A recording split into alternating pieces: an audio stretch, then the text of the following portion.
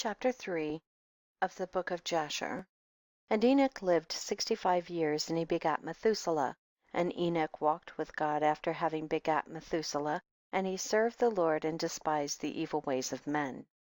And the soul of Enoch was wrapped up in the instruction of the Lord, in knowledge and in understanding, and he wisely retired from the sons of men, and secreted himself away from them for many days. And it was at the expiration of many years, whilst he was serving the Lord, and praying before him in his house, that an angel of the Lord called to him from heaven, and he said, Here am I.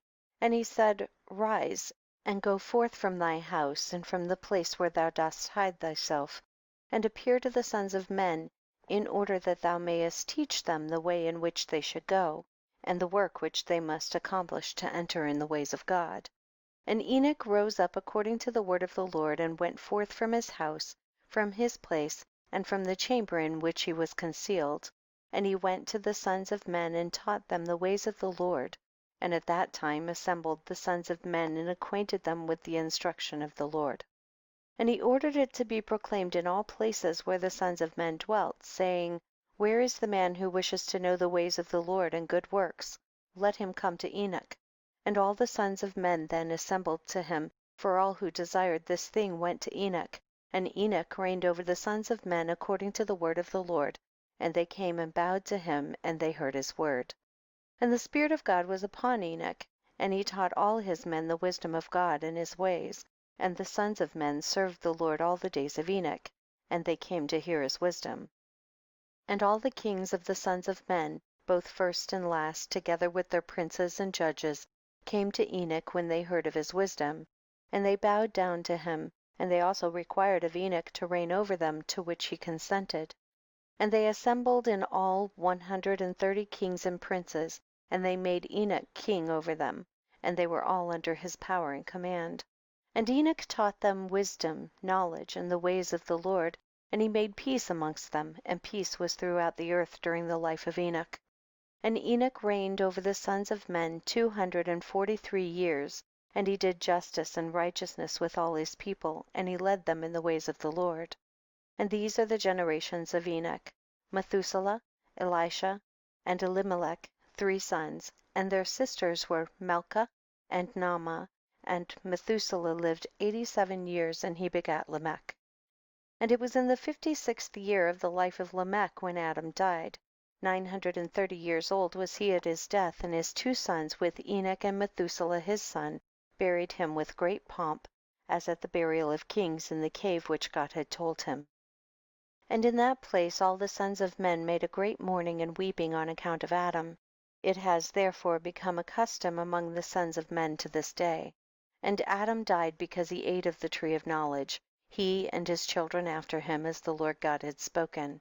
And it was in the year of Adam's death, which was the 243rd year of the reign of Enoch, in that time Enoch resolved to separate himself from the sons of men, and to secrete himself as at first, in order to serve the Lord. And Enoch did so, but did not entirely secrete himself from them, but kept away from the sons of men 3 days, and then went to them for 1 day. And during the 3 days that he was in his chamber, he prayed to and praised the Lord his God, and the day on which he went and appeared to his subjects, he taught them the ways of the Lord, and all they asked him about the Lord he told them. And he did in this manner for many years, and he afterward concealed himself for 6 days, and appeared to his people 1 day in 7, and after that once in a month, and then once in a year, until all the kings, princes, and sons of men sought for him, and desired again to see the face of Enoch, and to hear his word, but they could not, as all the sons of men were greatly afraid of Enoch, and they feared to approach him on account of the godlike awe that was seated upon his countenance. Therefore no man could look at him, fearing he might be punished and die. And all the kings and princes resolved to assemble the sons of men, and to come to Enoch, thinking that they might all speak to him at the time when he should come forth amongst them, and they did so. And the day came when Enoch went forth, and they all assembled and came to him.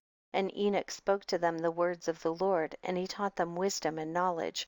And they bowed down before him, and they said, May the king live, may the king live.